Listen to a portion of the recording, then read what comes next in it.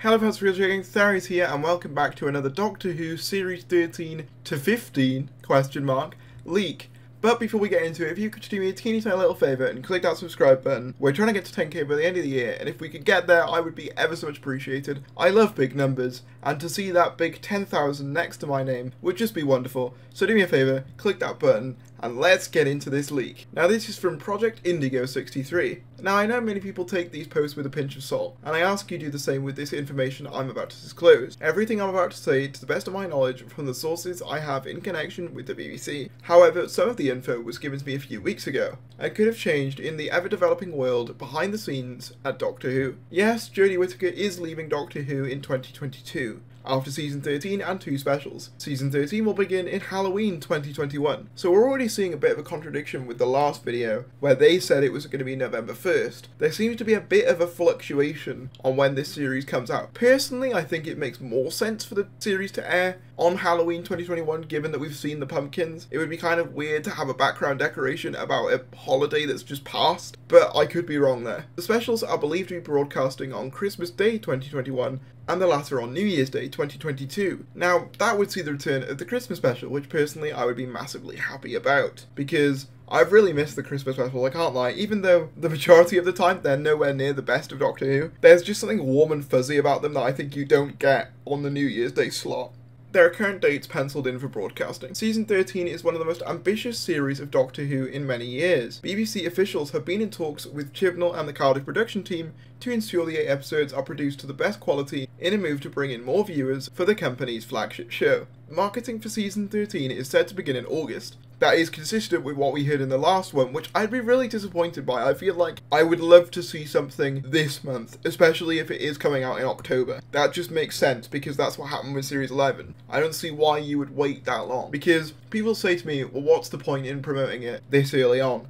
Well, the thing is, Series 12 tried the approach of waiting about less than 2 months before the thing was meant to air, and I do think it resulted in the lower viewing figures, or at least contributed to them. So I think starting a promotional push in the summer for an October release makes total sense, especially considering it ties in with the Euros and Comic-Con and all that sort of stuff. So yeah, I'm really hoping that that bit isn't actually true, even though the more and more people are saying August, the more and more I'm inclined to believe that it is in fact August. With promotional images being released initially and then a blockbuster style trailer, the series itself is very cinematic. The first 2 episodes are a 2-parter, but the rest are isolated stories. The Timeless Child arc shall continue through Series 13 in 2 specials. So I assume the 2 specials that they're referring to are the ones that the Mirror spoke about, that will basically add on to Series 13 and could potentially result in 13's regeneration. I also find it interesting that they mentioned the Timeless Child here, as I wasn't sure as to what level the Timeless Child would play in to Series 13. I was wondering if maybe it was going to be less focused on because of the reaction from Series 12, and we'd get kind of a hybrid between Series 11 and 12, where yes, you have the returning villains from Series 12, but you have the more self-contained stories of Series 11. But it seems that they are continuing with the Timeless Child, which is certainly interesting. Yaz and 13 have a more well-rounded dynamic in Season 13. Rumours of a love story between the two are false. However, with the introduction of Dan, portrayed by John Bishop, the trio truly have great on-screen relationship. That was in another rumour, and I hope that that is true. The comedy lands really well, and there is much more complex dialogue between the companions and the Doctor. If that's true, I'm very happy about that. Chibnall has taken on board fan feedback of shallow or the uncharacteristic dialogue featured in Series 11 and 12. One thing that has also been cut down is the focus on political plots. There is still representation there of important political issues, but the approach is in a much less forceful manner. John Bishop's character Dan is Donna Noble's boyfriend. Catherine Tate will reprise her role in small cameo scenes. Now this is something that's been spoken about a lot, and it was even rumoured to a point, and Catherine Tate's agent did deny her being involved in Series 13 in any capacity. In fact, according to things, she wasn't even in Liverpool. However, we know that she's filming something new for Netflix, it's like a prison comedy or something, and that's in London. So if they filmed in London, perhaps that's the way they get Catherine Tate into it.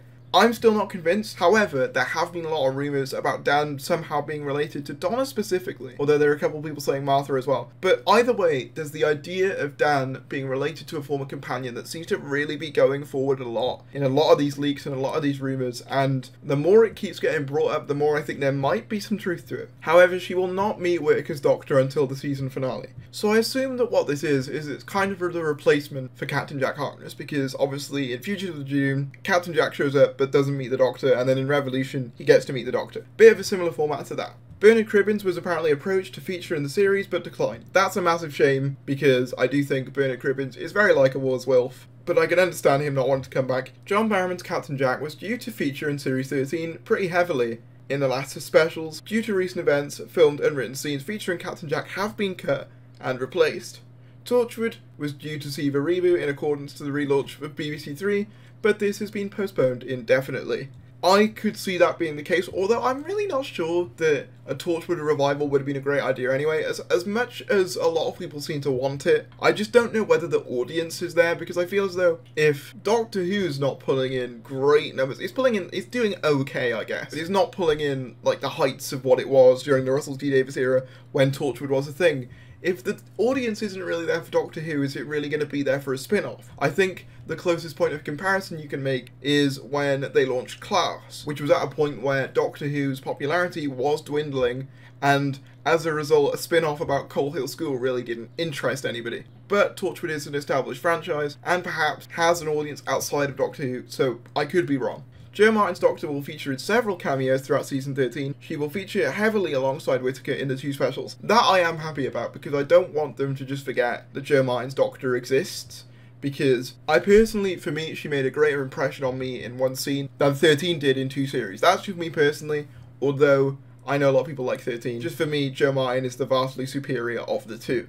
Yaz and Dan will exit at the end of Season 13. I think that makes a lot of sense. I can't see Yaz staying on much longer, because 3 series, I don't think we've ever had one companion stay on for 4 series, at least in New Who, after a finale which sees the trio verse a Dalek invasion, in a scale which has not been seen in Doctor Who before. I think that's what a lot of people hoped that Revolution was, so I'd be really glad if they do actually pay off a Dalek invasion, because that is something I've wanted to see ever since Journey's End, essentially, because we haven't really had one since that. Think destruction and risk of an Avengers Endgame scale. This has been praised by cast and crew as Chibnall's best Doctor episode. Bradley Walsh and Tosin Cole will also return in this episode. To what capacity they'll return though, I'm not sure, because we obviously know that Bradley Walsh is incredibly busy, but I always thought that they would come back for Jodie's final story. That makes total sense, and it does tend to happen with Doctors, obviously. With Capaldi, Jenna Coleman had a cameo. With Smith, Karen Gillan had a cameo.